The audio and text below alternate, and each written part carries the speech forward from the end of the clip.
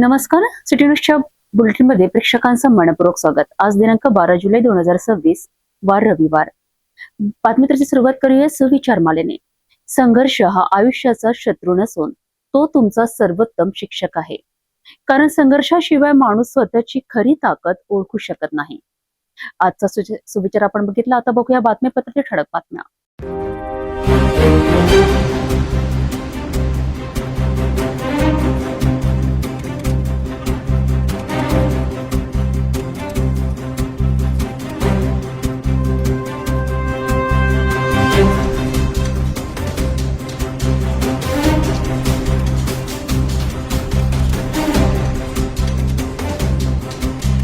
आपण ठळक बातमी बघितला. आता घेऊया छोटासा ब्रेक. शादी और ब्याह की शुरुआत आराधना साड़ी के साथ. Aradhana wholesale shopping mall L2 बीझलँड कॉम्प्लेक्स, नांदगाव पेठ, अमरावती, जवाहर रोड, अमरावती. त्यानंतर बघूया सविस्तर बातम्या. सुरुवातीला एक नजर टाकूया शहरातील गुन्हेगारी क्षेत्रातील घडामोडींवर.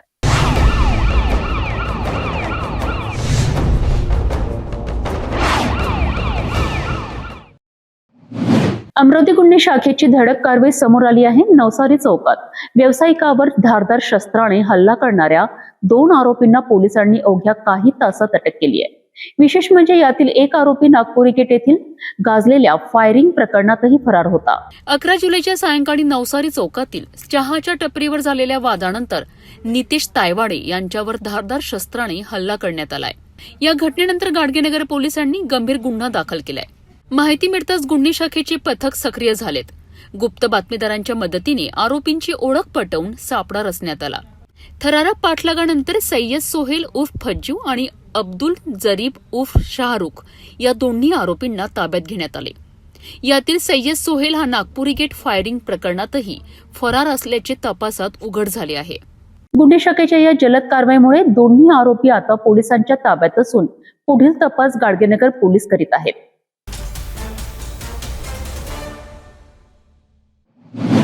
अयोध्या राम मंदिरातील कथित देणगी अपहार आणि जमीन गैरव्यवहार प्रकरणावरनं अमरावतीत राजकीय वातावरण तापले आहे.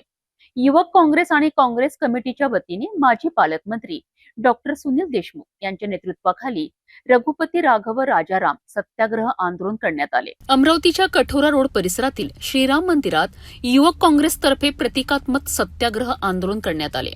यावेळी प्रभू श्रीरामांची आरती करून भाविकांच्या श्रद्धेचा अपमान झाल्याचा आरोप करण्यात आलाय. माजी पालकमंत्री डॉक्टर सुनील देशमुख यांनी राम मंदिरातील कथित देणगी अपहार आणि जमीन व्यवहारांची निष्पक्ष चौकशी करण्याची मागणी केली आहे. सर्वांना रामभक्तीचे सर्टिफिकेट वाटणारेच रावण निघालेत असा घणाघात त्यांनी केला आहे. रामभक्तांच्या देणग्यांचा गैरवापर करणाऱ्यांवर कठोर कारवाई व्हावी तसेच दोषींना शिक्षा मिळावी अशी मागणी आंदोलनकर्त्यांनी केली आहे. या आंदोलनात काँग्रेसचे पदाधिकारी, कार्यकर्ते आणि नागरिक मोठ्या संख्येने सहभागी झाले होते. अयोध्याचं मंदिर लुटणाऱ्या डाकूंचा, अयोध्याच्या श्रीराम प्रभूचं मंदिर लुटणाऱ्या डाकूंचा.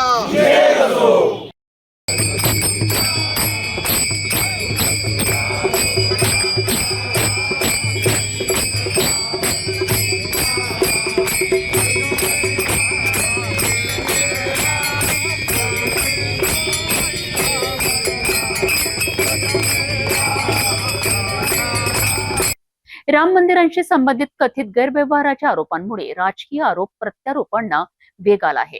आता या प्रकरणात चौकशी आणि पुढील कारवाईकडे सर्वांचे लक्ष लागले आहे.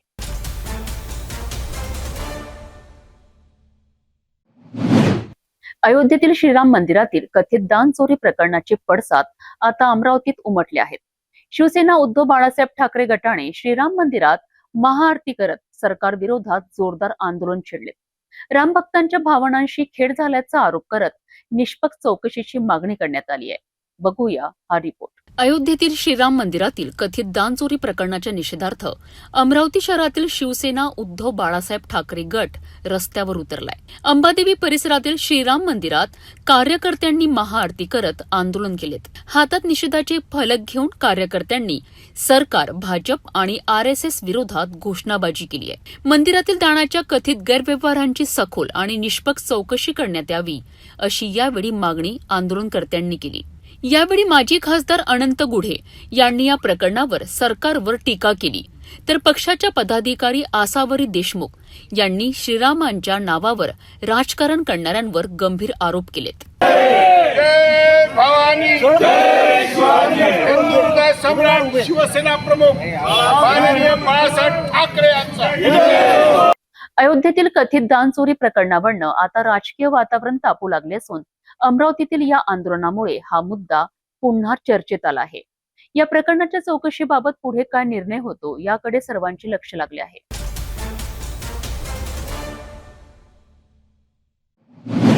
अमरावती शहराच्या प्रशासनात आज एक महत्त्वाचा बदल झाला आहे. अमरावती महानगरपालिकेच्या आयुक्तपदी भारतीय प्रशासकीय सेवेचे अधिकारी डॉक्टर मंगेश गोंदावले यांनी अधिकृतपणे पदभार स्वीकारला आहे.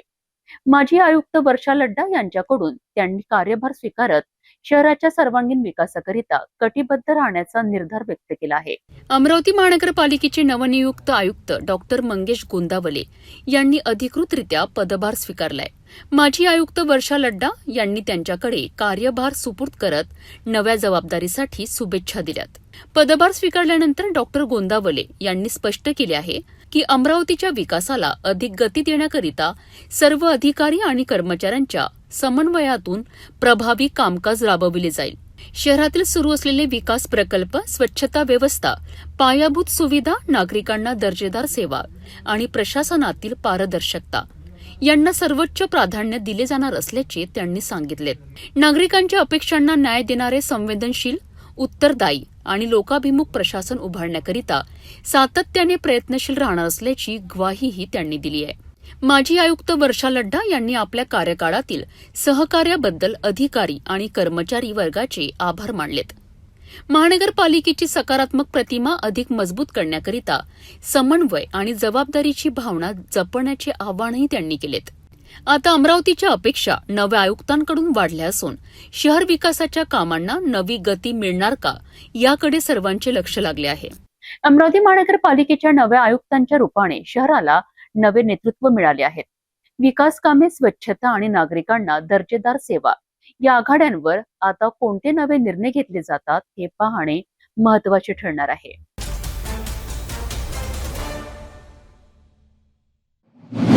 अमरावतीत भाजप कार्यकर्त्यांमध्ये आज उत्सवाचे वातावरण पाहायला मिळाले. धामणगाव रेल्वे मतदारसंघाचे आमदार प्रतापदादा अडसड यांची भाजप अमरावती जिल्हा ग्रामीण अध्यक्षपदी नियुक्ती झाल्यानंतर राजापेठ येथील पक्ष कार्यालयात जल्लोष साजरा करण्यात आला. भारतीय जनता पक्षाने आमदार प्रतापदादा अडसड यांच्यावर मोठी जबाबदारी सोपवत त्यांची अमरावती जिल्हा ग्रामीण अध्यक्षपदी नियुक्ती केली आहे. नियुक्तीची घोषणा होताच कार्यकर्त्यांनी आनंदोत्सव साजरा केला. राजापेठ येथील भाजप कार्यालय परिसर ढोल ताशे, फटाक्यांची आतिषबाजी आणि घोषणाबाजीने दुमदुमून गेला. कार्यकर्त्यांनी पुष्पहार घालून आणि सत्कार करून नव्या अध्यक्षांचे स्वागत केलेत.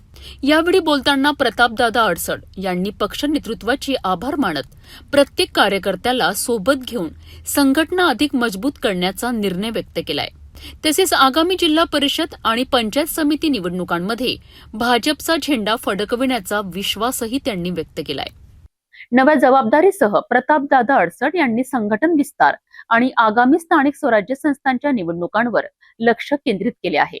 त्यामुळे अमरावतीच्या ग्रामीण राजकारणात भाजपची ताकद आणखी वाढणार का याकडे सर्वांचे लक्ष लागले आहे.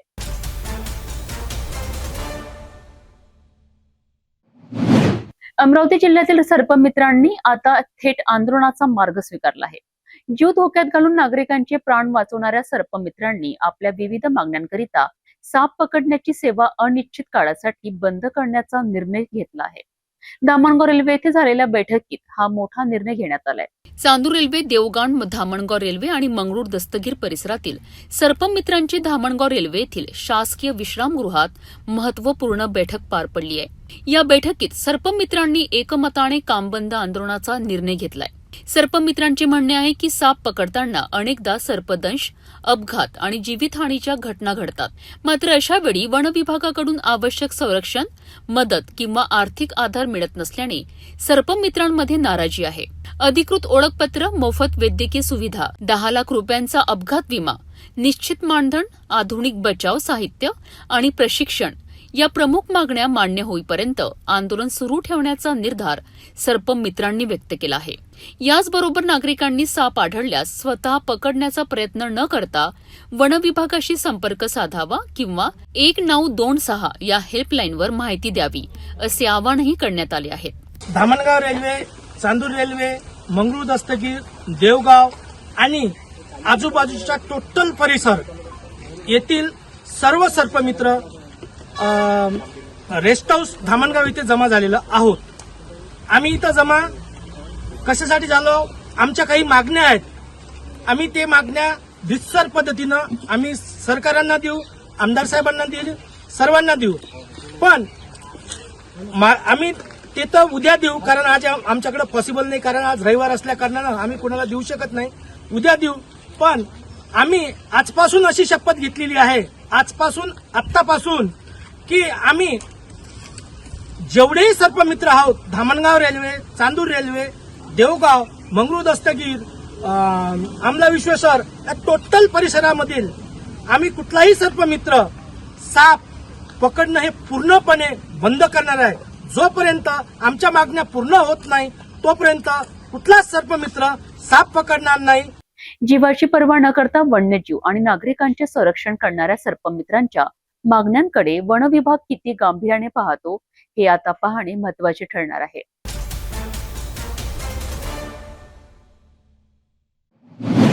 बडनेरा आणि अमरावतीकरांकरिता दिलासादायक बातमी समोर आली आहे. तब्बल 6 वर्षाच्या प्रतीक्षेनंतर जुन्या बायपासवरील रेल्वे उड्डाणपूल अखेर सर्वसामान्यांसाठी खुला करण्यात आलाय. मुख्यमंत्री देवेंद्र फडणवीस, केंद्रीय मंत्री नितीन गडकरी आणि पालकमंत्री चंद्रशेखर बावनकुळे यांच्या ऑनलाईन उपस्थितीत लोकार्पण सोहळा पार पडलाय. मात्र या उद्घाटन सोहळ्यात काही प्रमुख लोकप्रतिनिधींच्या अनुपस्थितीचीही जोरदार चर्चा रंगली आहे. पाहूया याबाबत सविस्तर रिपोर्ट. बडनेरा शहरातील जुन्या बायपास मार्गावरील रेल्वे क्रॉसिंगवर उभारण्यात आलेल्या बहुप्रतीक्षित रेल्वे उड्डाणपुलाचे अखेर लोकार्पण करण्यात आले. मुख्यमंत्री देवेंद्र फडणवीस, केंद्रीय रस्ते वाहतूक व महामार्ग मंत्री नितीन गडकरी आणि अमरावतीचे पालकमंत्री चंद्रशेखर बावनकुळे यांच्या नागपूरहून ऑनलाईन उपस्थितीत हा लोकार्पण सोहळा पार पडला. यावेळी बडनेराचे आमदार रवी राणा आणि माजी खासदार नवनीत राणा यांच्या हस्ते उड्डाणपूल जनतेसाठी खुला करण्यात आलाय. मात्र उद्घाटन सोहळ्यात अमरावतीचे खासदार बलवंत वानखडे, आमदार सुलभा खोडके, प्रवीण पोटे पाटील आणि बच्चू कडू यांच्या अनुपस्थितीची चर्चा सर्वत्र रंगली. आपल्या भाषणात आमदार रवी राणा यांनी सांगितले की खासदार बलवंत वानखडे यांना 4 वेळा दूरध्वनी करून उद्घाटनाकरिता निमंत्रण देण्यात आले होते. मात्र ते विवाह समारंभाच्या कार्यक्रमात व्यस्त असल्याने उपस्थित राहू शकत नसल्याची माहिती त्यांनी दिली आहे. सुमारे 6 वर्षापासून रखडलेल्या या महत्वाकांक्षी प्रकल्पामुळे नागरिकांना मोठ्या वाहतूक कोंडींचा आणि गैरसोयीचा सामना करावा लागत होता. 2020 मध्ये या उड्डाणपुलाला प्रशासकीय मंजुरी मिळाली, तर 2021 मध्ये प्रत्यक्ष बांधकामाला सुरुवात झाली. सुमारे 650 मीटर लांबीच्या या उड्डाणपुलाकरिता तब्बल 67 कोटी रुपयांचा निधी मंजूर करण्यात आला होता. मात्र निधी अभावी तसेच विविध तांत्रिक आणि प्रशासकीय अडचणींमुळे कामे अनेकदा रखडलेत. विशेषतः अंतिम टप्प्यात निधी अभावी कामाचा वेग अत्यंत मंदावला होता. अखेर पाठपुराव्यानंतर प्रकल्प पूर्णत्वास गेला आणि आता हा उड्डाणपूल नागरिकांच्या सेवेत दाखल झाला आहे. या उड्डाणपुलामुळे बडनेरा आणि परिसरातील वाहतूक कोंडी कमी होऊन नागरिकांचा प्रवास अधिक सुरक्षित, वेगवान आणि सुलभ होण्याची अपेक्षा व्यक्त केली जात आहे. साऊथ एशियामधलं पहिलं जे नागपूरला मास कम्युनिकेशन कॉलेज BPCL देशात 6 ते मास कम्युनिकेशन कॉलेज जे आहे ते बडनेराला आणून देण्याचं काम त्या काळामध्ये नवनीत राणांनी केलं. त्याबद्दल त्यांचे बडनेरावासियातर्फे माझ्याकडून धन्यवाद. कारण जेवढे पत्रकार आहे त्या ठिकाणी ह्या कॉलेजमुळं अनेकांना डिग्र्या मिळेल, अनेकांना प्रशिक्षण मिळेल, अनेकांना नोकऱ्या मिळेल, अनेकांना त्या ठिकाणी शिक्षणासाठी ॲडमिशन मिळेल. म्हणून या ठिकाणी महाराज कॉम्युनिकेशन कॉलेजबद्दल सुद्धा नवनीत राणांचं अभिनंदन करील. या ठिकाणी BPCL गॅस प्लॅन्टची जे पाईपलाईन आहे, पूर्ण डेपो जो आहे तो सुद्धा बडनेरामध्ये होत आहे. आणि दुसरी गोष्ट, आज अमरावती शहरामध्ये पाण्याची पाईपलाईन, आज 15पेक्षा जास्त टाक्या, ह्या नवीन टाक्या ज्या अमरावती शहरामध्ये दिसत आहे आपल्याला, त्या बडनेरा मतदारसंघामध्ये असो की अमरावती मतदारसंघामध्ये असो, 1035 कोटी रुपये जेव्हा नवनीत राणा खासदार होत्या पार्लमेंटमध्ये, त्या ठिकाणी आवाज उचलून 1035 कोटी रुपये अमरावती शहरासाठी आणले. ज्या ठिकाणी शिंबोरा डॅममध्ये, ज्या ठिकाणी भाऊसाहेब साबळे आमदार होते, आपले BT देशमुख साहेब, त्या काळामध्ये ज्या लोकांनी संघर्ष केला अप्पर वर्धा डॅमसाठी, आणि मी आज तेव्हा पाहतो रासू गवई साहेब आहे, BT देशमुख साहेब आहे, भाऊसाहेब साबळे आहे, त्यानंतर आपले अनेक जे जुने नेते आहे, त्यांनी शिंबोरा डॅम निर्माण करण्यासाठी लढाई लढली. आणि शिंबोरा डॅममधून त्या काळामध्ये 30 वर्षामध्ये अमरावती शहरासाठी जी पाईपलाईन त्यांनी काढली होती, ती पाईपलाईन पूर्णपणे खराब झाली होती. आणि 30 वर्षानंतर ती पाईपलाईन बदलण्याचं काम जर कोणी केलं असेल तर अमरावतीच्या माजी खासदार नवनीत राणांनी 1035 कोटी रुपये आणून त्या ठिकाणी अमरावती शहराला नवीन टाक्या, नवीन पाईपलाईन, जीवन प्राधिकरणची AC आहे, ते त्याचे साक्ष आहे की 1035 कोटी रुपये नवनीत राणांनी आणले. 15 टाक्या निर्माण झाल्या. अप्पर वर्धावरून अमरावतीपर्यंत नवीन पाईपलाईन, आणि घराघरामध्ये जुन्या पाईपलाईन बदलून नवीन पाईपलाईन जोडायचं काम हे जर कोणी केलं असेल तर तेव्हा केंद्राकडनं नवनीत राणांनी 1035 कोटी रुपये आणून त्या ठिकाणी सगळ्यांना पाणी पाजण्याचं काम केलं. त्यांनी पाणी पाजलं, पण त्यांना थांबा लागलं ना. वसीम भाई, पाणी तो सबको आता नल में से. पण आज ते सगळं झाल्यानंतर आपल्याला सगळ्यांना माहीत आहे की अमरावतीमध्ये आता IT पार्क आपण आणत आहे. आज अंजनगाव बारी गाव जवळ आहे. अंजनगाव बारीमध्ये जर तुम्ही गेले असाल, तिथे ग्रामपंचायत विकासन पार्टीची आहे, पण अंजनगाव बारी हे गाव नाही वाटत. जर रात्री तिथे जर तुम्ही चौकात गेले तर राजकमल चौकासारखं झकमक एक त्या गावामध्ये प्रत्येक रस्ते, शेतकऱ्यांना पांजण रस्ते, मोठ्या प्रमाणात सभागृह, मोठ्या प्रमाणात त्या ठिकाणी वाचनालय, व्यायामशाळा, अनेक त्या ठिकाणी जो 25 वर्षाचा बॅकलॉग आहे, त्रिदीप भाऊंकडे बसले आहे, 25 वर्षाचा त्रिदीप भाऊ पूर्ण बॅकलॉग भरून काढण्याचं काम हे जर अंजनगाव बारी परिषदला एका गावागावामध्ये जर प्रत्येक माणूस गेला तर त्या ठिकाणी प्रत्येक गावात विकास झालेला आहे. भातकुली परिसरामध्ये जर गेले तर भातकुली सुद्धा तिथे तहसील कार्यालयाची इमारत, तालुका रुग्णालय, पोलीस स्टेशन, भूमी अभिलेख office, MECB office, police station, अनेक कार्यालय, जे अनेक वर्षाची लढाई होती ती भातकुली सुद्धा आज इथे मंगेश भाऊ इंगोले बसलेले आहे, पूर्ण त्या ठिकाणी चमकून टाकली. मी नेहमी सांगतो, शरद पवारची बारामती आहे आणि रवी राणाची भातकुली आहे. तर त्या पद्धतीने विकास ग्रामीण भागाचा सुद्धा केला. मेलघाट सारख्या भागामध्ये जर त्या ठिकाणी किती मोठा नेता जर नेऊन ठेवला तर 2 वर्षाचा बोलणारा मुलगा सुद्धा नवनीत राणा, रवी राणा म्हणते मेलघाटच्या MP बॉर्डरच्या शेवटच्या गावामध्ये. तर ही लोकप्रियता ही आपल्या कामातून, आपल्या कर्तव्यातून, आपल्या लोकांशी जुळलेल्या नाळीतून निर्माण होते. आणि ती निर्माण करण्यासाठी आपल्याला पूर्ण मेहनत करावी लागते. आणि ती मेहनत करण्याची संधी तुम्ही नेहमी मला दिली, त्याबद्दल सगळ्यांचे धन्यवाद. जेही फ्लायओव्हर आहे ते येणाऱ्या काळामध्ये मी तुम्हाला गवाही देते की रवीजींच्या मतदारसंघामध्ये आणि या जिल्ह्यामध्ये अफसोस मला राहील की पहिल्यांदा अपक्ष म्हणून तुम्ही मला निवडून दिलं होतं आणि या 5 वर्षामध्ये एवढे कामं खेचून मी केंद्रातून आणले. आणि या 5 वर्ष जर तुम्ही मला दिले असते तर या जिल्ह्याचं नंदनवन मी करून तुम्हाला दाखवलं असतं. कारण वरती आमचे देशाचे प्रधानमंत्री नरेंद्र मोदीजी बसले होते, आमचे खाली मुख्यमंत्री म्हणून देवेंद्र फडणवीसजी बसले होते आणि मी त्यांचे पाठोपाठ जर या जिल्ह्याचं प्रतिनिधित्व केला असता तर या मतदारसंघामध्ये त्या दिवशी एक पत्रकारांनी बिचाऱ्यांनी एकाला विचारलं कि मतदान तो तुमको दिया पर काम कराने तो माझी खासदार के पास जाना पड़ता है। हमारी सुनवाई भी वही करती है, हमारे काम भी वही करती है और हमको मिलती भी वही है, तुमको ढूंढना कहां। त्यावेळीस खरी पावती लोकांच्या सुखात दुखात धावून जाणारा तो नेता असते।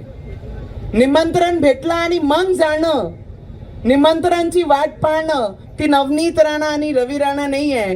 रवी राणा, नवनीत राणा लोकांचे सुखात दुखात धावून जाणारे आणि विकासाला स्वतःचे विजन मध्ये आणणारे रवीजी। आज जर मी खासदार असती ते नागपूर ते अमरावती जे मेट्रोचं स्वप्न होतं, जे मी गडकरी साहेबांना विनंती करून ते प्रपोजली सुद्धा मी ऑलमोस्ट त्या रांगीत आणलं होतं की येणाऱ्या काळामध्ये नागपूर ते अमरावती मेट्रो धावीन, या पद्धतीचा पाठपुरावा सुद्धा मी केला होतं। आणि येणाऱ्या काळामध्ये आज मी खासदार नाही तरी मी त्या गोष्टीचा पाठपुरावा करते आणि येणाऱ्या काळामध्ये ती मेट्रो माझी अमरावतीमध्ये नागपूरवरनं धावीन एवढी मी गवाही तुम्हाला देऊ शकते। तब्बल 6 वर्षांची प्रतीक्षा संपली आणि बडनेराला अखेर रेल्वे उड्डाणपूल मिळालाय। मात्र उद्घाटन सोहळ्यातील राजकीय अनुपस्थितीचीही तितकीच चर्चा रंगताना दिसत आहे। या उड्डाणपुलामुळे वाहतूक व्यवस्था कितपत सुधारते हे येणाऱ्या काळात स्पष्ट होईल।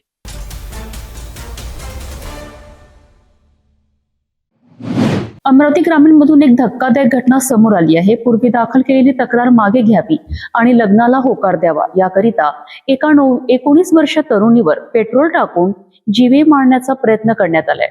सुदैवाने तरुणीच्या आरडाओरड केल्यानंतर शेजारी धावून आल्याने मोठा अनर्थ टळलाय। नेमकं काय घडलंय बघूया। अमरावती ग्रामीण मधील कुर्हा पोलीस स्टेशन हद्दीत ही धक्कादायक घटना घडली आहे। मिळालेल्या माहितीनुसार 11 जुलै रोजी दुपारच्या सुमारास 19 वर्षीय तरुणी घरात एकटी असताना आरोपी प्रतीक विलास ताठे हा तिच्या घरी पोहोचला। आरोपीने तरुणीला आधी दाखल केलेली तक्रार मागे घेण्यास सांगितलं, तसेच तक्रार मागे घे, मी तुझ्याशी लग्न करतो असे सांगत तिच्यावर दबाव टाकण्याचा प्रयत्न केला। मात्र तरुणीने लग्नास नकार देत तक्रारही मागे घेणार नसल्याचं स्पष्टपणे सांगितलं। याच गोष्टीचा राग आल्याने आरोपीने तरुणीला जबरदस्तीने पकडलं।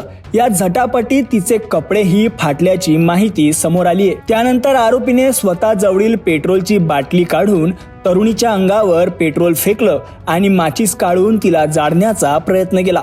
घाबरलेल्या तरुणीने आरडाओरडा केल्यानंतर शेजारी आणि तिचे नातेवाईक घटनास्थळी धावून आले। नागरिक त्यांना पाहून आरोपी तेथून पडून गेला। या प्रकरणी पीडित तरुणीच्या तक्रारीवरून कुर्हा पोलिसांनी आरोपी विरुद्ध जीवे मारण्याचा प्रयत्न, विनयभंग, धमकी आणि इतर गंभीर कलमांखाली गुन्हा दाखल केला असून आरोपीचा शोध सुरू आहे। पोलीस या प्रकरणाचा पुढील तपास करत आहेत। या घटनेबाबत तुमचं मत काय आम्हाला कमेंट करून नक्की सांगा। अशा ताज्या बातम्यांसाठी सिटी न्यूजला लाईक, शेअर आणि सबस्क्राईब करायला विसरू नका। अमरावतीतील या धक्कादायक घटनेमुळे महिलांच्या सुरक्षेचा प्रश्न पुन्हा एकदा ऐरणीवर आला आहे। आरोपीला अटक कधी होणार आणि या प्रकरणात पुढे काय कारवाई होणार याकडे सर्वांचे लक्ष लागले आहे।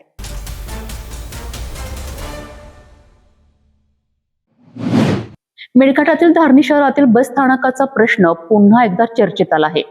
सध्याचे बस स्थानक अत्यंत लहान असल्याने एसटी बसला मुख्य रस्त्यावरच थांबावे लागते। त्यामुळे वाहतूक कोंडी, अपघाताचा धोका आणि नागरिकांची मोठी गैरसोय होत आहे। कुसुमकोट बुजुर्ग येथे नवीन बस स्थानकाकरिता जागा उपलब्ध असल्याची माहिती समोर येत असतानाही हा प्रश्न अद्याप प्रलंबितच आहे। धारणी शहरातील विद्यमान बसस्थानकाचा परिसर अत्यंत लहान असल्यामुळे येथे दररोज वाहतुकीची मोठी समस्या निर्माण होत आहे। बसस्थानकात जागेअभावी अनेक एसटी बसना मुख्य रस्त्यावरच थांबावे लागते। त्यामुळे नागरिक, वाहन चालक आणि पादचाऱ्यांना मोठ्या प्रमाणात अडचणींचा सामना करावा लागत आहे। विशेष म्हणजे बसस्थानकासमोर खाजगी चारचाकी वाहनांची गर्दी वाढत असल्याने वाहतूक कोंडीची समस्या आणखी गंभीर होत आहे।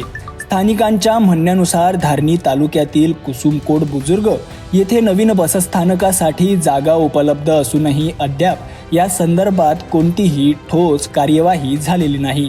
दरम्यान मेळघाटातील जनतेने अनेकदा हा प्रश्न मांडला असला तरी तो अद्याप मार्गी लागलेला नाही, अशी नाराजी नागरिक व्यक्त करीत आहेत. नवीन आणि प्रशस्त बसस्थानक उभारण्यात आल्यास वाहतूक कोंडी कमी होईल, ST सेवेचे नियोजन अधिक सुलभ होईल आणि प्रवाशांनाही मोठा दिलासा मिळेल, अशी अपेक्षा नागरिकांकडून व्यक्त केली जात आहे. या विषयावर तुमचं मत काय, आम्हाला कमेंट करून नक्की सांगा. अशाच ताज्या बातम्यांसाठी सिटी न्यूजला लाईक, शेअर आणि सबस्क्राईब करायला विसरू नका. धारणीतील बसस्थानकाचा प्रश्न अनेक वर्षांपासून प्रलंबित आहे. आता प्रशासन आणि लोकप्रतिनिधी या समस्येवर नेमकी काय भूमिका घेतात आणि नवीन बसस्थानकाचा प्रस्ताव कधी मार्गी लागतो, याकडे नागरिकांचे लक्ष लागले आहे.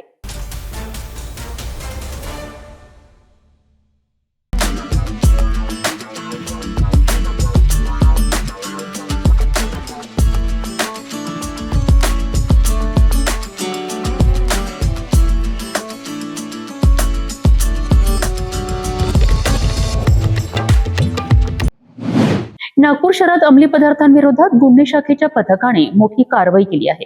शांतीनगर पोलीस ठाण्याच्या हद्दीत छापा टाकत तब्बल 54 किलो 998 ग्रॅम गांजा जप्त करण्यात आला असून या प्रकरणी 2 आरोपींना अटक करण्यात आली आहे. या कारवाईत 16,51,000 रुपयांहून अधिक किमतीचा मुद्देमाल जप्त करण्यात आला आहे. नेमकी काय आहे ही कारवाई, बघूया. नागपूर शहर गुन्हे शाखेच्या अंमली पदार्थ विरोधी पथकाने शांतीनगर पोलीस ठाण्याच्या हद्दीत ही मोठी कारवाई केली. गोपनीय माहितीच्या आधारे दलाल चौक परिसरातील एका टीन शेडवर छापा टाकण्यात आला. या कारवाई दरम्यान पोलिसांनी 2 आरोपींना ताब्यात घेतलं. अटक करण्यात आलेल्या आरोपींची नावे शेख जावेद शेख मुन्ना आणि मोहम्मद हारून रशीद पिंजारी अशी आहेत. दोघेही शांतीनगर परिसरातील रहिवासी आहेत. पंचांसमक्ष झडती घेतली असता आरोपींकडून तब्बल 54 किलो 998 ग्राम गांजा जप्त करण्यात आला. या गांजाची किंमत सुमारे 13,74,950 रुपये असल्याचे पोलिसांनी सांगितले. याशिवाय 3 mobile phone, Burgman Suzuki moped, रोख 1,35,570 रुपये आणि 2 इलेक्ट्रॉनिक वजन काटेही जप्त करण्यात आले. एकूण 16,51,520 रुपयांचा मुद्देमाल पोलिसांनी जप्त केलाय. या प्रकरणी आरोपींविरुद्ध NDPS कायद्यान्वये गुन्हा दाखल करण्याची प्रक्रिया सुरू असून हा गांजाचा साठा नेमका कुठून आणण्यात आला होता आणि आणखी कोणाचा या रॅकेटमध्ये सहभाग आहे का, याचा तपास पोलीस करत आहे. या कारवाईबद्दल तुमचं मत काय, आम्हाला कमेंट करून नक्की सांगा. अशाच ताज्या बातम्यांसाठी सिटी न्यूजला लाईक, शेअर आणि सबस्क्राईब करायला विसरू नका. नागपूर पोलिसांच्या या कारवाईमुळे अंमली पदार्थांच्या अवैध व्यापाराला मोठा धक्का बसल्याचे मानले जात आहे. या रॅकेटमध्ये आणखी कोणाचा सहभाग आहे आणि तपासातून आणखी काय माहिती समोर येते, याकडे आता सर्वांचे लक्ष लागले आहे.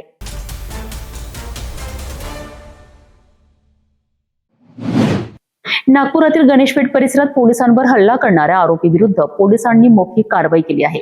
कारवाईकरिता गेलेल्या पोलिसांवर हल्ला करून फरार झालेल्या आरोपीला अखेर गणेशपेठ पोलिसांनी अटक केली आहे. या संपूर्ण प्रकरणाची माहिती पोलीस उपायुक्त राहुल मदने यांनी पत्रकार परिषदेत दिली आहे. गणेशपेठ पोलीस ठाण्याच्या हद्दीत कारवाईसाठी गेलेल्या पोलिसांच्या पथकावर आरोपीने हल्ला केला होता. या घटनेनंतर पोलिसांनी आरोपीचा शोध घेण्याकरिता विशेष मोहीम राबवली. तांत्रिक तपास आणि गोपनीय माहितीच्या आधारे पोलिसांनी आरोपीचा माग काढत त्याला अटक करण्यात यश मिळवलंय. पोलिसांवर हल्ला करणाऱ्या आरोपींविरोधात कायद्यानुसार पुढील कारवाई करण्यात येत आहे. या संपूर्ण प्रकरणाची माहिती देताना पोलीस उपायुक्त राहुल मदने यांनी पोलिसांवर हल्ला करणाऱ्यांविरोधात कठोर कारवाई करण्यात येईल असा स्पष्ट इशारा दिला आहे. या कारवाईमुळे पोलिसांनी कायदा व सुव्यवस्था राखण्याकरिता कोणत्याही प्रकारची तडजोड केली जाणार नसल्याचा संदेश दिला आहे.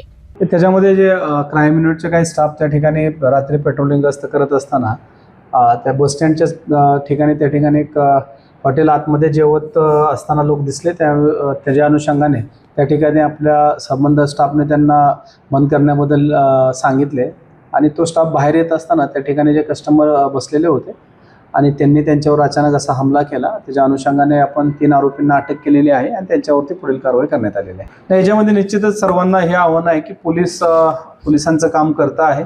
जे महत्त्वाचं रात्री काही शहरामध्ये गुन्हे घडून आहेत, काही इतर घटना घडून आहेत, त्याच्या अनुषंगाने पेट्रोलिंग करत असतं आणि जे हॉटेलचं टायमिंग आहे त्याच्या अनुषंगाने टायमिंग सर्वांनी पाळलं पाहिजे. लोकांनाही त्या ठिकाणी टायमिंग नंतर जाता कामा नये, अन्यथा त्यांच्यावरही त्या ठिकाणी कारवाई करण्यात येईल. पोलिसांवर हल्ला करणाऱ्या आरोपीला अटक झाल्याने या प्रकरणाचा तपास आता अधिक वेगाने सुरू आहे. आरोपी विरोधात आणखी कोणते गुन्हे उघडकीस येतात आणि पुढील कारवाई काय होते याकडे सर्वांचे लक्ष लागले आहे.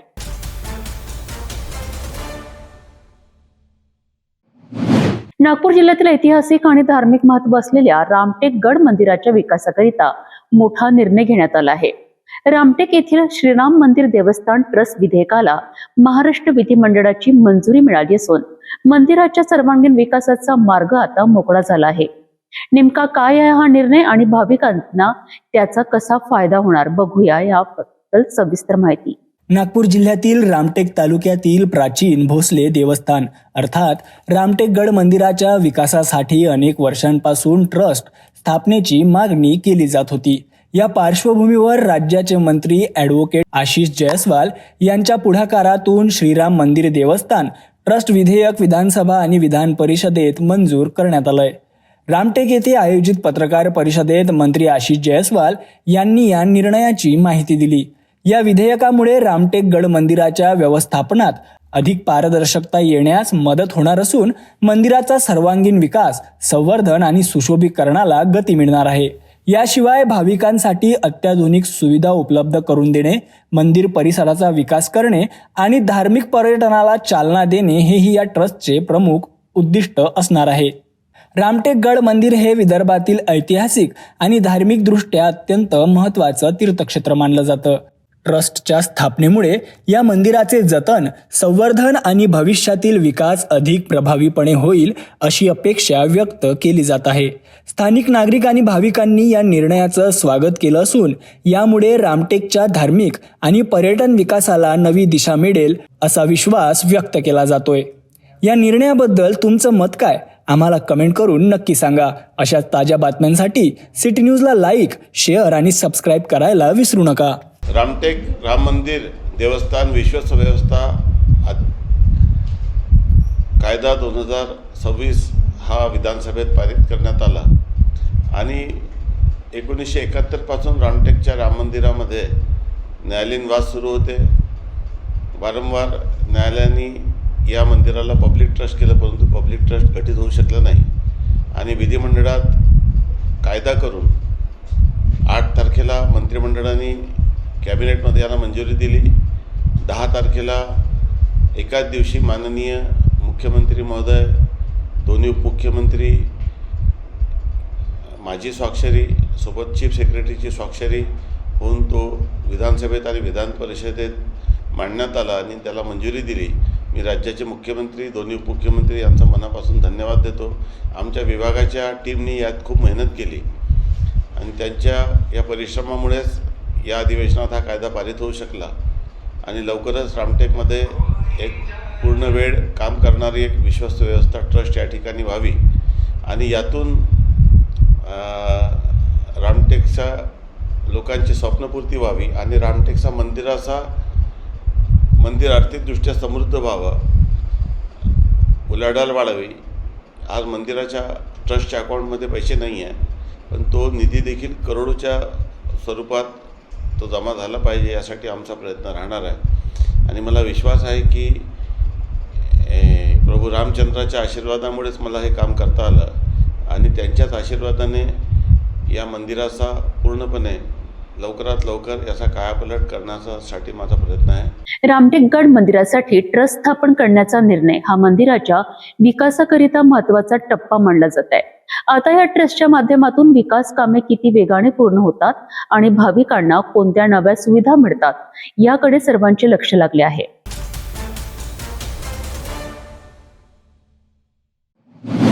नागपूर जिल्ह्यातील रामटेकगड मंदिराच्या इतिहासात एक महत्त्वपूर्ण अध्याय जोडला गेला आहे. श्रीराम देवस्थान ट्रस्ट विधेयकाला महाराष्ट्र विधानसभेसह विधान परिषदेतही मंजुरी मिळाल्यानंतर रामटेक परिसरात आनंदाचे वातावरण निर्माण झाले आहे.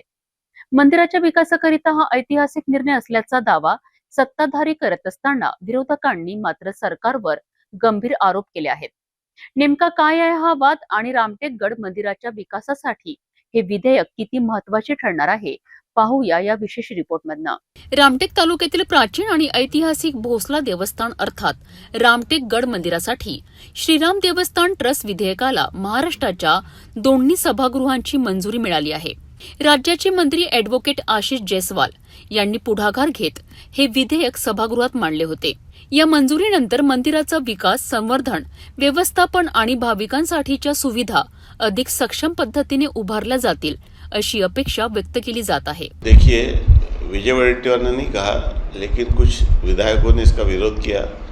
तो जो लोगों ने राम को काल्पनिक कहा, प्रभु रामचंद्र के ऊपर जिनकी आस्था नहीं है, जिन्होंने प्रभु रामचंद्र के बारे में, जैसे जितेंद्र आव्हाड और कई ऐसे लोग हैं जिन्होंने भगवान राम के बारे में बहुत गलत वक्तव्य किए, तो मुझे ऐसा लगता है कि उनको इस तरह के कोई भी वक्तव्य करने का अधिकार नहीं है.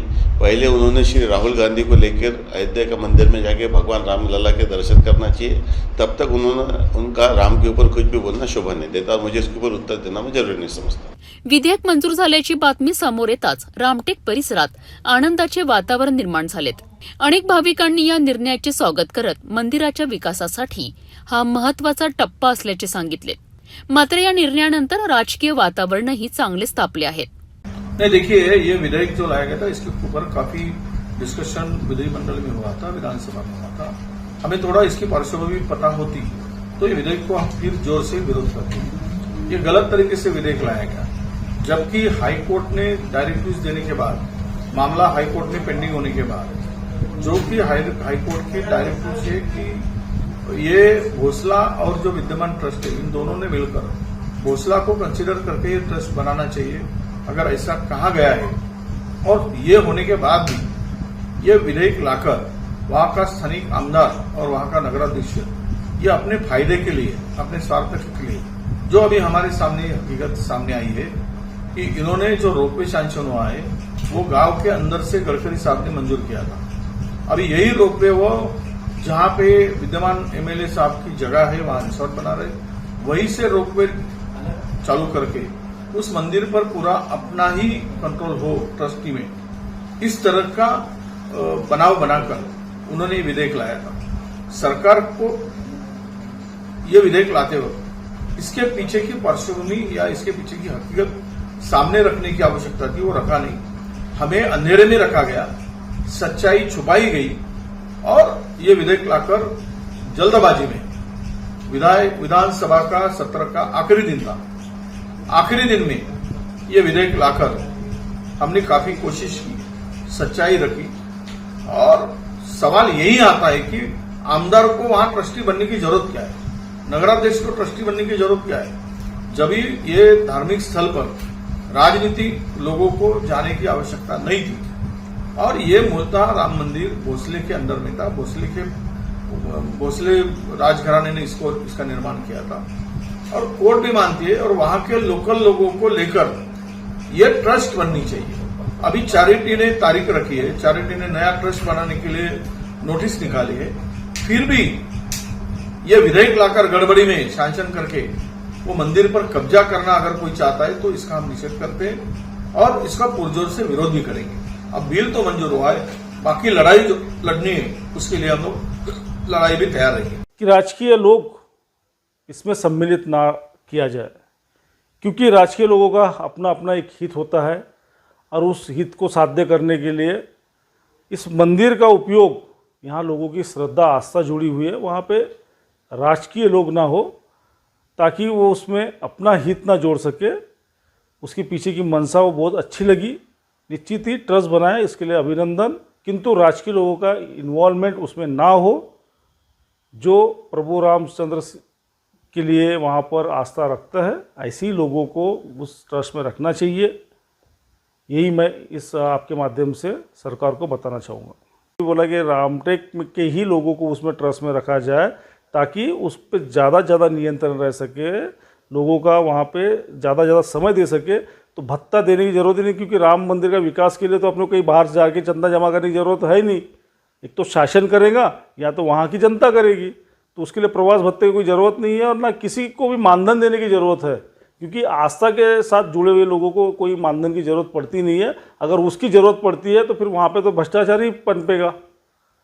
इसलिए वो जो शर्त है वो निकाली जाए और वो जो सुविधा है वो भी निकाली जाए और एक सभी पक्ष बोलो या सभी समाज के लोगों को मिलकर उसमें ट्रस्ट के जो काम करने वाले लोग हैं, प्रभु श्री रामचंद्र के लिए जिनके मन में आस्था है, ऐसे लोगों को चिन्हित करके उस ट्रस्ट में रखना चाहिए। और जिस तरीके से वहाँ पे नगराध्यक्ष और विधायक को वहाँ पर रखने का उन्होंने प्रावधान रखा है, तो ये भी गलत है।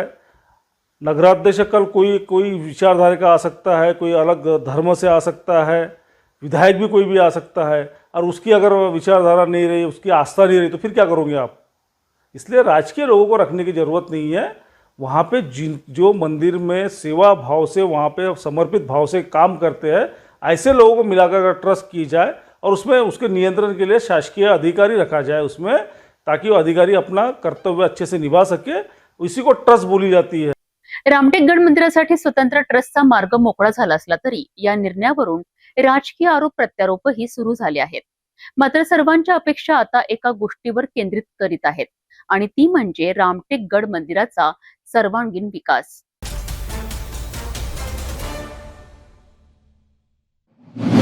भंडारा जिल्ह्यातील साकोली शहरातून एक धक्कादायक प्रकरण समोर आले आहे। पीएम श्री शाळेची इमारत कोणतीही अधिकृत परवानगी किंवा शाळा प्रशासनाला सूचना न देता पाडण्यात आल्याचा गंभीर आरोप करण्यात आला आहे। नेमकं काय आहे हे संपूर्ण प्रकरण बघूया। भंडारा जिल्ह्यातील साकोली येथील सेंदूर वाफा परिसरातील जिल्हा परिषद पीएफ श्री क्रमांक 1 शाळेची इमारत क्रमांक 887 अचानक पाडण्यात आल्याने खळबळ उडाली आहे। शाळा प्रशासनाच्या तक्रारीनुसार कोणतीही अधिकृत परवानगी किंवा पूर्वसूचना न देता बुलडोझरच्या सहाय्याने ही इमारत जमीनदोस्त करण्यात आली आहे। एवढेच नव्हे तर MH36 AA 1326 क्रमांकाच्या ट्रॅक्टरद्वारे इमारतीचे साहित्यही नेण्यात आल्याचा आरोप करण्यात आला आहे। सर, ती इमारत आमच्या जुनी ग्रामपंचायत आहे, त्या ग्रामपंचायतच्या मागच्या बाजूला होती, म्हणजे जीर्णवस्तू होती, म्हणजे छत नव्हता त्या इमारत, दरवाजे नव्हते। ती इमारत पाडल्याबद्दलचे आम्हाला समाज माध्यमावरून कळलं आणि समाज माध्यम कळल्यानंतर ते दिलं होतं की त्या ठिकाणी नगर परिषदेच्या ट्रॅक्टरवर दिसला आम्हाला। नगर परिषदेला विचारणा केली तर नगर परिषदेने म्हटलं की आम्ही हे काही पाडलेलं नाही आणि मग त्यानुसार आम्ही पंचायत समिती कार्यालयाला ही सदर दुर्घटनेची माहिती आम्ही त्यांना कळवलेली आहे। काय वाटते कोणी पाडली असेल ती इमारत? त्या इमारत म्हणजे प्रत्यक्षदर्शी आम्ही तर पाहिलं नाही, परंतु समाज माध्यमावर श्री पंकजी मंगुलमारे नगराध्यक्षांच्या पुढाकाराने पाडलं असं लिहून आलेलं होतं आणि म्हणून आम्ही नगर परिषदेला त्याबद्दल विचारणा केली होती। त्या इमारतीबाबत आम्हाला व्हॉट्सअप मीडियाद्वारे माहिती झालं। जेव्हा खसवण्यात आली तेव्हा आम्हाला माहिती नाही झाली, पण प्रसारमाध्यमांच्या माध्यमातून आम्हाला माहिती झालं। मग त्याच्यानंतर ती आमची इमारत असल्यामुळे आम्ही प्रशासनाला याबाबत म्हणजे नगर परिषदेच्या यानं पाडलं असं त्या पेपर माध्यमात होता, त्याच्यामुळे आम्ही नगर परिषदेला माननीय मुख्याध्यापकांच्या हस्ते एक अर्ज लिहून विचारणा केली की ही इमारत तुम्ही कशी काय पाडली।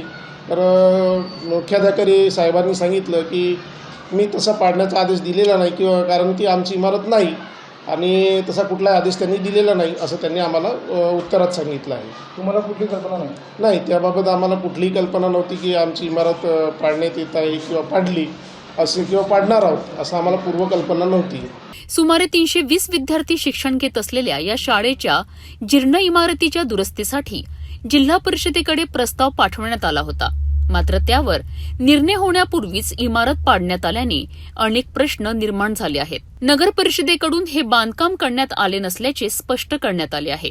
त्यामुळे बुलडोझर कोणाच्या आदेशाने चालला आणि शासकीय साहित्य कुठे गेलेत याची निष्पक्ष चौकशी करण्याची मागणी आता जोर धरू लागली आहे। जिल्हा परिषद वरिष्ठ प्राथमिक शाळा सेंदूर वाफा ही इमारत पाडल्यावर मुख्याध्यापक श्री विश्राम सर यांनी आमच्या कार्यालयाला कळवले होते आणि त्या अनुषंगाने आम्ही त्यांना पत्र दिलेले आहे आमच्या कार्यालयाने की ही काही इमारती ऋतूतून पाडलेली आहे, या कार्यालयाची कुठलीही परवानगी आम्ही दिलेली नाही। आपण आपल्या शाळाच्या माध्यमातून योग्य ती कारवाई संबंधित व्यक्ती करावी असं आम्ही त्यांना पत्र दिलेलं आहे आणि त्याप्रमाणे आम्ही चौकशीसुद्धा त्या प्रकरणाची केलेली आहे आणि चौकशी अहवाल आम्ही आमच्या वरिष्ठ कार्यालयास निष्ठेने प्राथमिकांना दिलेला आहे आणि त्यांना पुढील मागणीशी आम्ही विचारलेली आहे। साकोलीतील या प्रकरणात नेमके जबाबदार कोण, इमारत पाडण्याचा आदेश कोणी दिला आणि शासकीय साहित्य कुठे गेलेत याकडे आता सर्वांचे लक्ष लागले आहे।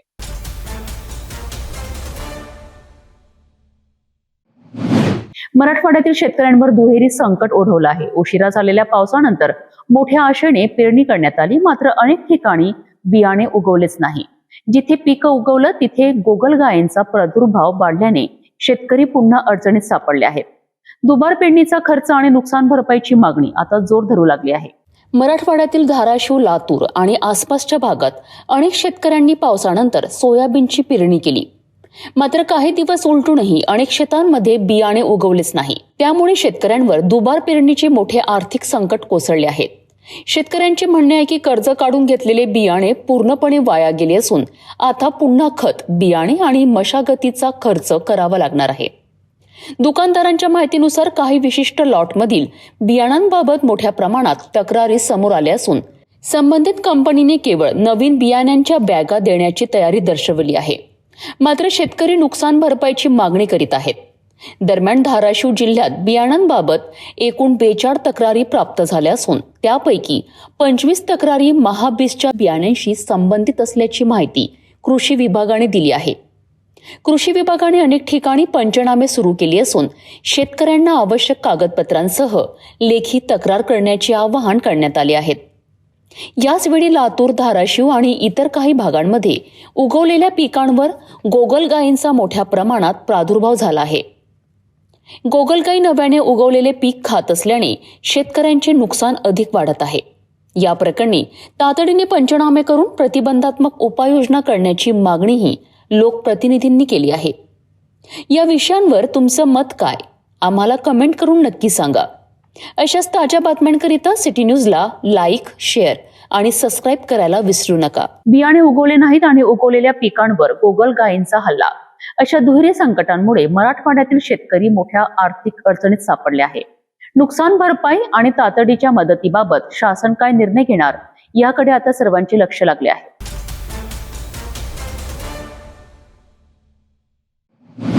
पालघर जिल्ह्यातून सफाळा परिसरातून मन हेलावून टाकणारी घटना समोर आली आहे.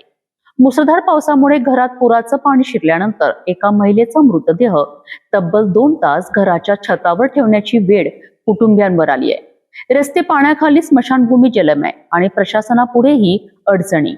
मृत्यूनंतरही या कुटुंबियांची वेदना संपली नाही. नेमकं काय घडलं आहे बघूया.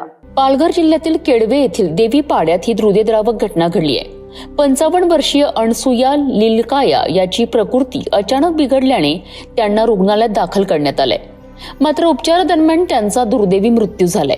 दुसऱ्या दिवशी रुग्णवाहिकेतून मृतदेह घरी आणताना मुसळधार पावसामुळे रस्ता पूर्णपणे बंद झाला होता. त्यामुळे नातेवाईकांना गुडघाभर पाण्यातून मृतदेह खांद्यावर घेऊन घरापर्यंत आणावं लागलं. मात्र खरी परीक्षा त्यानंतर सुरू झाली. गावातील स्मशानभूमीही पुराच्या पाण्याखाली गेल्याने अंत्यसंस्कार करणे अशक्य झालेत. घरातही पुराचं पाणी शिरू लागलं. पाण्याची पातळी वाढत असल्याने मृतदेह वाहून जाण्याची भीती निर्माण झाली.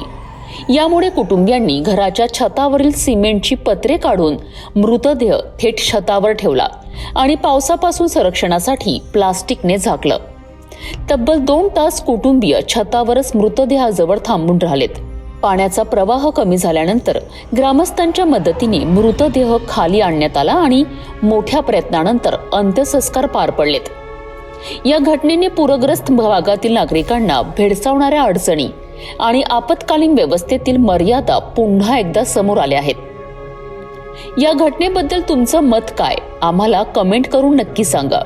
अशाच ताज्या बातम्यांकरिता सिटी न्यूजला लाईक, शेअर आणि सबस्क्राईब करायला विसरू नका. पालघरमधील ही घटना प्रत्येकाला अस्वस्थ करणारी आहे. नैसर्गिक आपत्तीसोबत प्रशासन आणि व्यवस्था किती असह्य ठरू शकते याचं हे अत्यंत वेदनादायी उदाहरण मानलं जात आहे.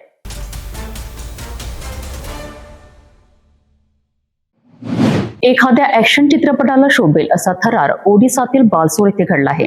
मध्यरात्री चोरट्यांनी महिंद्रा थार गाडीच्या मदतीने एटीएम मशीन दोरीने बांधून अक्षरशः उपडून नेलंय. त्यानंतर जंगलात नेऊन मशीन फोडत रोकड लंपास करण्यात आली. हा संपूर्ण थरार सीसीटीव्ही कॅमेऱ्यात कैद झाला असून या घटनेने परिसरात मोठी खळबळ उडाली आहे. नेमकं काय घडलंय पाहूया. ओडिसातील बालसोर जिल्ह्यातील तुदिगडिया मार्केट परिसरात शनिवारी मध्यरात्री ही धाडसी चोरी झाली आहे. दरोडेखोरांनी एटीएम मशीनला मजबूत दोरीने बांधलं आणि थारच्या मदतीने संपूर्ण एटीएम मशीन उखडून काढलंय. त्यानंतर मशीन काही मीटर अंतरावरील जंगलात नेण्यात आलं, जिथे ते फोडून त्यातील रोकड घेऊन चोरटे पसार झालेत. ही संपूर्ण घटना परिसरातील सीसीटीव्ही कॅमेऱ्यात कैद झाली असून त्याच्या आधारे पोलीस आरोपींचा शोध घेत आहेत. या प्रकरणी खैरा पोलीस ठाण्यात गुन्हा दाखल करण्यात आलाय. एटीएम मध्ये नेमकी किती रोकड होती याचा तपास सध्या सुरू असून चोरी मागील टोळीचा शोध घेण्याकरिता विशेष पथके कामाला लागली आहेत. दरम्यान स्थानिक नागरिकांनी परिसरात वाढत्या चोरीच्या घटनांबाबत चिंता व्यक्त करत पोलिसांनी अधिक कडक सुरक्षा व्यवस्था करण्याची मागणी केली आहे. या घटनेबद्दल तुमचं मत काय, आम्हाला कमेंट करून नक्की सांगा. अशाच ताज्या बातम्यांकरिता सिटी न्यूजला लाईक, शेअर आणि सबस्क्राईब करायला विसरू नका. थार गाडीच्या मदतीने एटीएम उखडूनच नेण्याची ही घटना सुरक्षा व्यवस्थेवर अनेक प्रश्न उपस्थित करीत आहेत. सीसीटीव्हीच्या आधारे आरोपींचा शोध सुरू असून या प्रकरणात पुढे काय उलगडा होतो याकडे सर्वांचे लक्ष लागले आहे.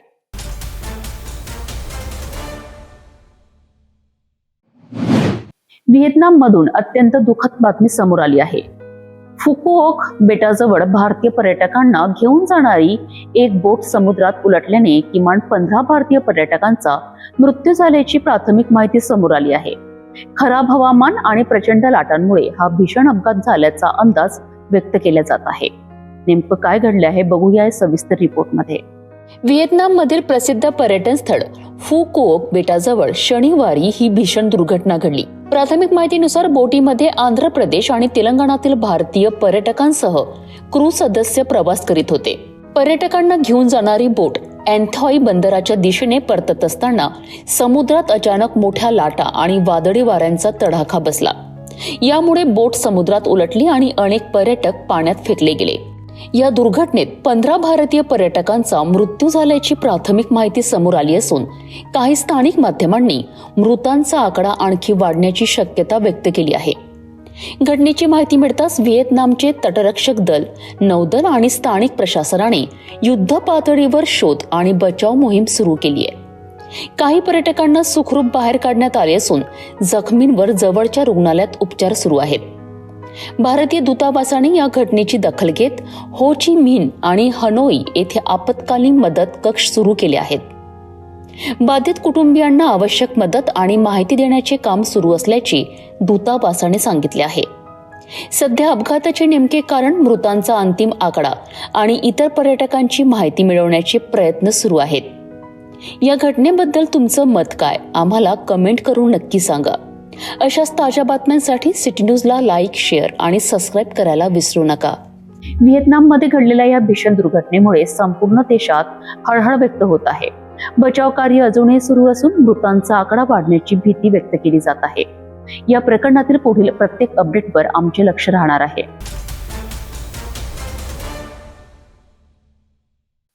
जाता जाता पुन्हा एकदाच्या ठळक बातम्या.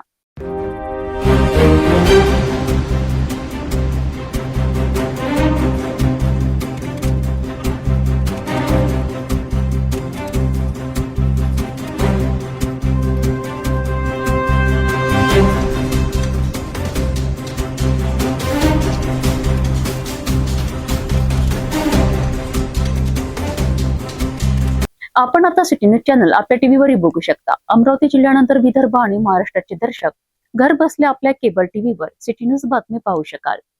जर आपल्या टीव्हीवर सिटी न्यूज चॅनल दिसत नसेल तर आपण आपल्या केबल ऑपरेटरशी संपर्क करावा. आपण सिटी न्यूज केबलच्या व्यतिरिक्त युट्यूब, फेसबुक, इंस्टाग्राम आणि ट्विटरवर बघू शकता. याकरिता सोशल मीडिया अकाउंट सबस्क्राईब करा, फॉलो करा, लाईक करा. युट्यूब अकाउंट सबस्क्राईब करण्याकरिता सबस्क्राईब बटनाला क्लिक करा आणि बेल आयकॉन दाबायला विसरू नका, कारण स्वतःचे समाचार आपल्यापर्यंत पोहोचणार आहेत. तसेच सिटी न्यूजचे फेसबुक पेज लाईक करा, इंस्टाग्राम आणि ट्विटर हँडल फॉलो करा. आपण व्हॉट्सअपवर सुद्धा सूचना देऊन न्यूज प्राप्त करू शकता. व्हॉट्सअप नंबर स्क्रीनवर येत आहे. हे बातमीपत्र एवढ्यावरच थांबूया. पुन्हा भेटू नवीन घडामोडींसोबत. आपण बघत राहा फक्त सिटी न्यूज. हर खबर पर पैनी नजर, हर मुद्दे पर सटीक वार, यही है सिटी न्यूज की पहचान. जहाँ सच्चाई की आवाज दबाई जाती है, वहाँ सिटी न्यूज उठाता है सवाल. हर स्क्रीन पर, हर प्लेटफॉर्म पर हमारी मौजूदगी बोलती है. सिटी न्यूज हमेशा सच के साथ.